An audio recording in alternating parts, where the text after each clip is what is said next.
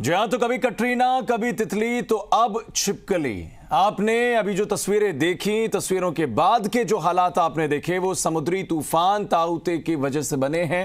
अब आप सोच रहे होंगे तूफान का नाम ताउते क्यों है। दरअसल आपको बता दें कि इस बार तूफान का नाम म्यांमार ने दिया है और ये एक ग्लोबल स्टडी है।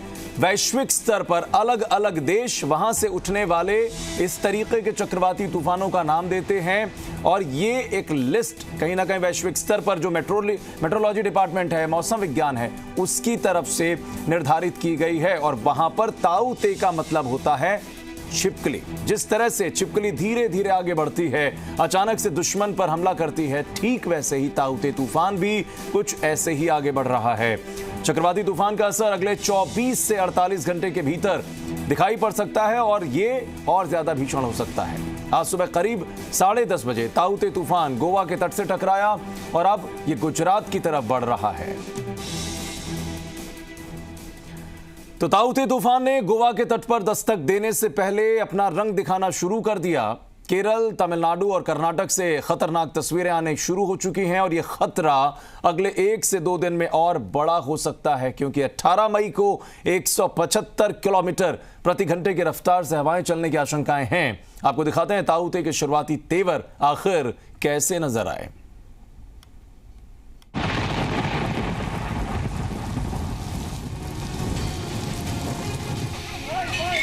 1, 2, 3, सिर्फ 3 सेकेंड्स। जी हाँ, सिर्फ 3 सेकेंड में ये 2 मंजिला बिल्डिंग ताश के पत्तों की तरह गिर गई और देखते ही देखते एक घर ने जल समाधि ले ली। तस्वीर केरल के कासरगोड की है।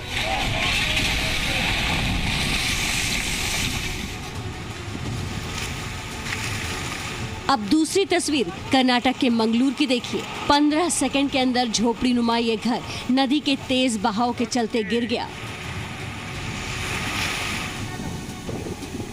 मंगलूर के उलाल इलाके की ही एक और तस्वीर देखिए। कुछ सेकंड के अंदर सागर किनारे खड़ा ये 2 मंजिला ढांचा देखते ही देखते मलबे में तब्दील हो गया। ये तो सिर्फ ट्रेलर है। चक्रवाती तूफान ताउते के शुरुआती तेवर हैं, जो केरल, कर्नाटक के तटीय इलाके के साथ साथ लक्षद्वीप में रौद्र रूप दिखा रहा है।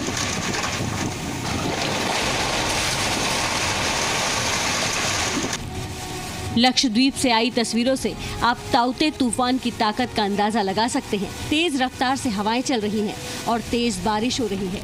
उसके बीच ये नाव फंसी हुई है। ये मछुआरे समंदर में जाने की कोशिश कर रहे थे, लेकिन तूफान की ताकत के आगे इन्हें अपने कदम पीछे खींचने पड़े।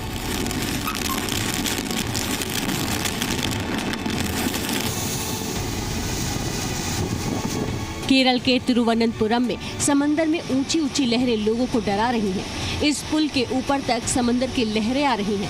हालात की गंभीरता को देखते हुए इस पुल को लोगों के लिए बंद कर दिया गया है। समंदर की हलचल पर पुलिस और अर्धसैनिक बल के जवान नजर रखे हुए हैं। केरल के मल्लापुरम में समंदर किनारे बने कुछ घरों को ऊंची लहरों ने जबरदस्त नुकसान पहुंचाया है। तो वहीं समंदर से दूर शहर में तेज बारिश आने वाले बड़े खतरे का संकेत दे रही है।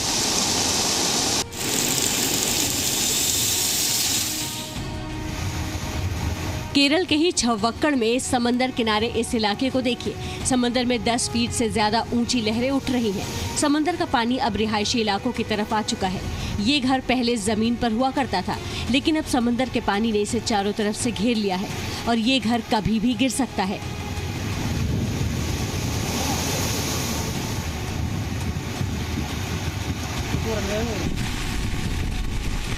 केरल के अलापुझा की तस्वीर देखिए।